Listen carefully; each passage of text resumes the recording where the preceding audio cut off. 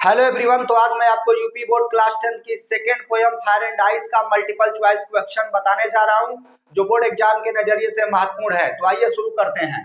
पहला प्रश्न आपके व्हाइट बोर्ड पर, who is the poet of the poem fire and ice? Fire and ice कविता के कवि कौन है? फायर एंड आइस कविता के कवि कौन है? फायर एंड आइस पोयम के कवि कौन है? तो ए ऑप्शन में लिखा गया है लेस्ली नॉरिस, बी ऑप्शन में लिखा गया है रॉबर्ट फ्रॉस्ट, सी ऑप्शन में लिखा गया है कैरोलिन वेल्स, डी ऑप्शन में लिखा गया है रॉबिन क्लेन। तो ऑप्शन नंबर बी क्या हो जाएगा बच्चों? सही हो जाएगा।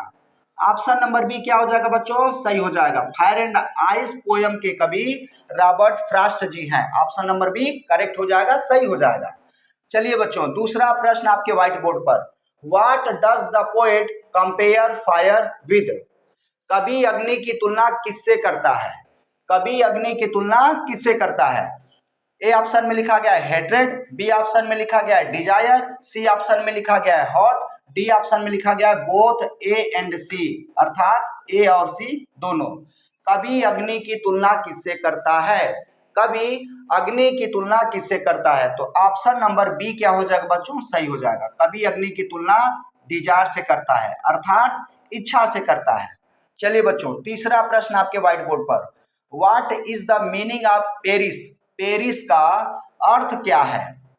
पेरिस का अर्थ क्या है बच्चों? पेरिस का शाब्दिक अर्थ होता है क्षय होना, नाश होना, नष्ट होना। तो यहाँ पर ब्लूम का मतलब होता है खिलना, राइज का मतलब होता है निकलना, डाई का मतलब होता है मरना, ग्लो का मतलब होता है चमक, आभा या लाली। तो पेरिस का अर्थ क्या है? तो पेरिस का शाब्दिक अर्थ होता है नष्ट होना, क्षय होना, नाश होना। तो यहाँ पर डाई से है बच्चों। डाई का मतलब क्या होता है बच्चों? मरना। तो पेरिस का शाब्दिक अर्थ जब होता है क्षय होना, नाश होना, नष्ट होना, तो पेरिस का यहाँ मीनिंग हो जाएगा, पेरिस का यहाँ अर्थ हो जाएगा डाई से। चलिए बच्चों, फायर एंड आइस के एमसीक्यू क्वेश्चनों को, अर्थात मल्टीपल चॉइस क्वेश्चनों को बोर्ड एग्जाम में जरूर पूछा जाता है। यहां से एक या दो प्रश्न जरूर बनते हैं।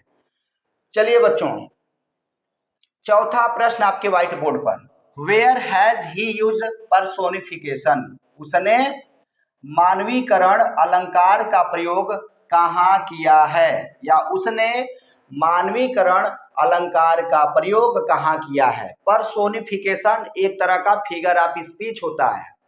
फिगर ऑफ स्पीच को हिंदी में अलंकार के नाम से जाना जाता है, और पर्सोनिफिकेशन को हिंदी में मानवीकरण कहा जाता है। अर्थात एक तरह से पर्सोनिफिकेशन फिगर ऑफ स्पीच ही है।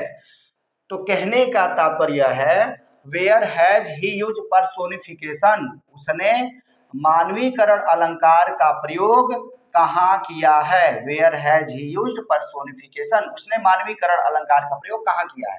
ऑप्शन नंबर ए फायर अग्नि, ऑप्शन नंबर बी आइस अर्थात बर्फ, ऑप्शन नंबर सी अर्थ अर्थात पृथ्वी, option number D both A and B अर्थात ए और बी दोनों। तो बच्चों इसमें ऑप्शन नंबर डी क्या हो जाएगा? सही हो जाएगा। ऑप्शन नंबर डी क्या हो जाएगा बच्चों? सही हो जाएगा।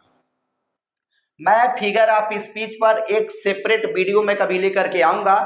फिलहाल मैं डीपली नहीं बता सकता, क्योंकि वीडियो बहुत ज्यादा लंबी हो जाएगी। इसलिए मैं फिगर ऑफ स्पीच पर कभी अलग से एक सेपरेट वीडियो लेकर के मैं कभी आऊंगा। चलिए बच्चों, कभी फिगर ऑफ स्पीच पर कभी मैं अलग से एक अलग से मैं कभी वीडियो लेकर के आऊंगा, तब मैं आपको डीपली बताऊंगा कि फिगर ऑफ स्पीच कहते किसे हैं और कितने प्रकार की फिगर ऑफ स्पीच होती है। चलिए बच्चों, पांचवा प्रश्न आपके व्हाइट बोर्ड पर, name the poetic device used in the line to say that for destruction ice is also great. कहने का तात्पर्य है, इसमें भी आपसे क्या पूछा जा रहा है बच्चों? इसमें आपसे पोएटिक डिवाइस पूछी जा रही है। अर्थात कहने का तात्पर्य है, to say that for destruction ice is also great में आपसे फिगर ऑफ स्पीच के बारे में, अलंकार के बारे में पूछा जा रहा है। तो option number A metaphor, option number B imagery, option number C alliteration, option number D oxymoron. तो बच्चों इसमें हो जाएगा ऑप्शन नंबर बी इमेजरी हो जाएगा बच्चों, इमेजरी। बच्चों इसमें ऑप्शन नंबर बी इमेजरी हो जाएगा। चलिए बच्चों, छठवां प्रश्न आपके व्हाइट बोर्ड पर, what does ice symbolises? What does ice symbolises, कहने का तात्पर्य है बर्फ किसका प्रतीक है? लव अर्थात प्रेम का, हेट्रेड घृणा का, वायलेंट डिजायर अर्थात हिंसक इच्छा का, या ऑल ऑफ द अबव या फिर उपरोक्त में से सभी का। तो कहने का तात्पर्य है बर्फ किसका प्रतीक है? लव का, प्रेम का है, हेट्रेड घृणा का है, या फिर वायलेंट डिजायर हिंसक इच्छा का है, या फिर ऑल ऑफ दी अबव या फिर उपरोक्त में से सभी का है। तो बच्चों मैंने आपको जब फायर एंड आइस की हिंदी व्याख्या अर्थात जब मैंने आपको फायर एंड आइस का हिंदी एक्सप्लेनेशन बताया था तो मैंने आपको अच्छे तरीके से बताया था कि बर्फ घृणा का प्रतीक है। किसका प्रतीक है बच्चों? घृणा का। अग्नि किसका प्रतीक है? तो मैंने आपको बताया था इच्छा का प्रतीक है। तो बर्फ किसका प्रतीक है बच्चों? व्हाट डज आइस सिंबलाइजेज, बर्फ किसका प्रतीक है? हेट्रेड का प्रतीक है बच्चों, अर्थात घृणा का प्रतीक है। ऑप्शन नंबर बी क्या हो जाएगा? सही हो जाएगा। चलिए बच्चों 7वां और लास्ट प्रश्न आपके व्हाइट बोर्ड पर, what does violent desire refer to, कहने का तात्पर्य है हिंसक इच्छाएं किसको संदर्भित करती हैं? What does violent desire refer to, हिंसक इच्छा किसको संदर्भित करती है? What does violent desire refer to, हिंसक इच्छा किसको संदर्भित करती है?